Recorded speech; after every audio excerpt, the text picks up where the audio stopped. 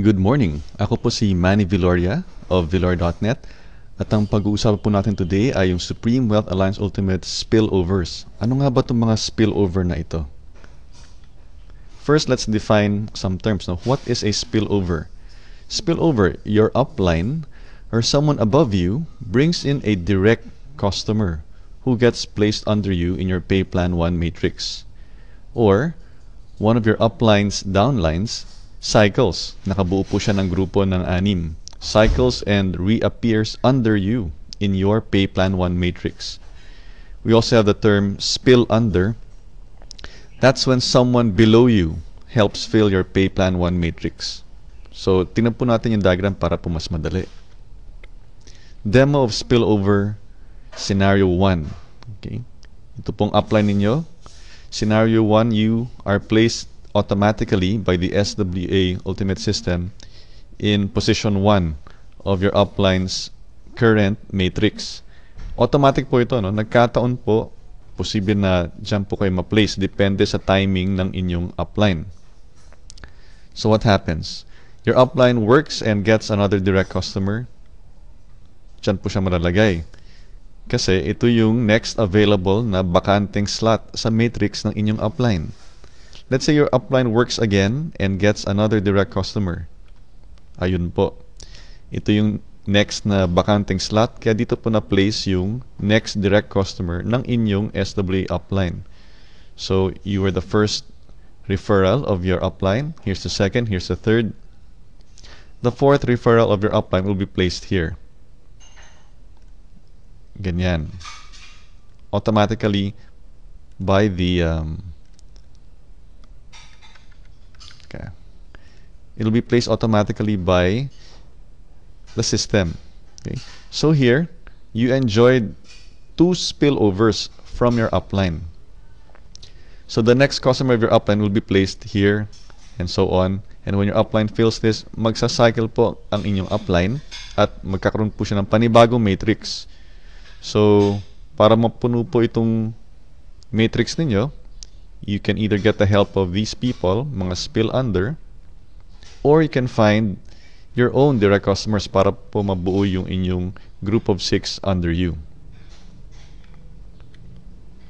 Dito po. The only people who can fill this up will be these people and their direct customers, or you and your direct customers. Okay. How do you get direct customers? Meron po tayong tutorial sa pinoybiznow.com.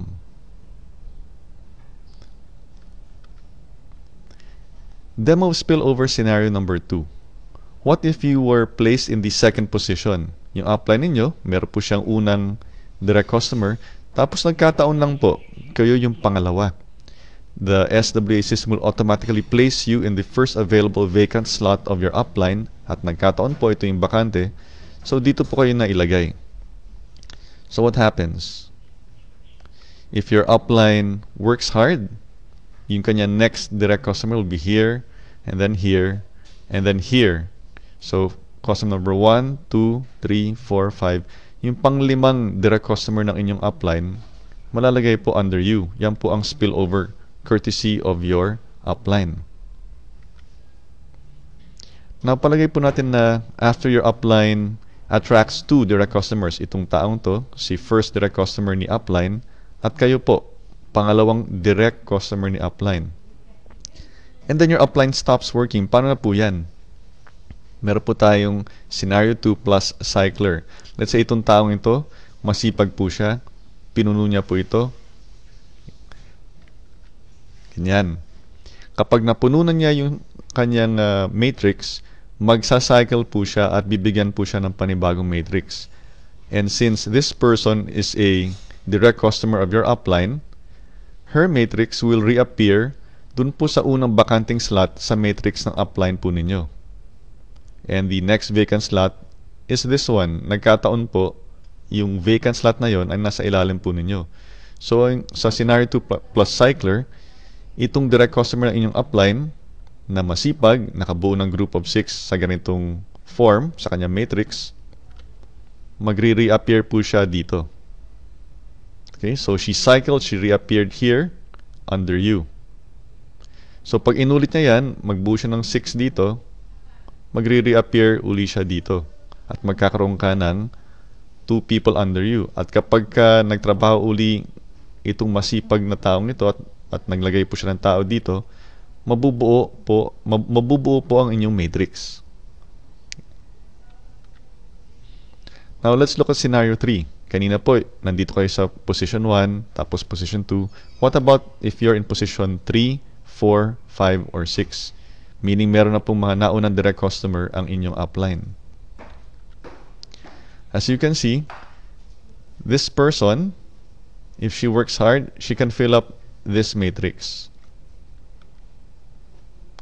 Kayo naman po, meron kayong sariling matrix dito. So, kung titingnan natin itong blue line, blue rectangle na ito, ang mapupuno lang niya will be this, this, this, and this, and this. Itong nasa blue rectangle. Magsa-cycle siya, dito na siya mag-a-appear. Gaya po ng kanina, yung scenario 2 plus cycler. Kayo naman po, ito po yung inyo. So, ang tulong lang na maibibigay nitong taong ito ay dito sa boxes na ito. Itong dalawa lamang. Okay? Si apply naman, ang tulong na maibibigay niya sa inyo ay wala. Kasi yung next na ilalagay niyang tao will be either here, here, or here. Wala na pong mailalagay si upline dito sa ilalim ninyo. Now, let's say masipag itong taong to. She brought in a customer, another customer, and another customer. So, ang naibigay niya po sa inyo, ang nai-spill over po niya sa inyo ay dalawa. Now, if these two people also attract direct customers, saka pa lang po malalagyan yung mga slots dito po sa ilalim ninyo. Sa inyong 2x2 matrix. 2, meaning 2 people here by 2 rows. So, total, 6 po na tao. Okay? So, clear po ba yan sa inyo? Yung benefits po ng spillover ay hindi po automatic. Depende po yan kung nasa anong position po kayo at kung gaano kasipag po yung mga tao sa itaas po ninyo for spillover at kung gaano rin kasipag yung mga tao sa ilalim ninyo for spill under. At depende rin po sa inyo kung paano po kayo mag-a-attract ng direct customers. And meron po tayong tutorial sa pinoybiznow.com. So there you have it, the demo of spillover based on 3 scenarios, whether nandito po kayo sa first position, sa second, or sa third, fourth, fifth, or sixth. And that's it for this Supreme Wealth Alliance Ultimate Spillovers Explained Quick Tutorial. Ako po si Manny Viloria ng Viloria.net. Maraming salamat po at mabuhay tayong lahat.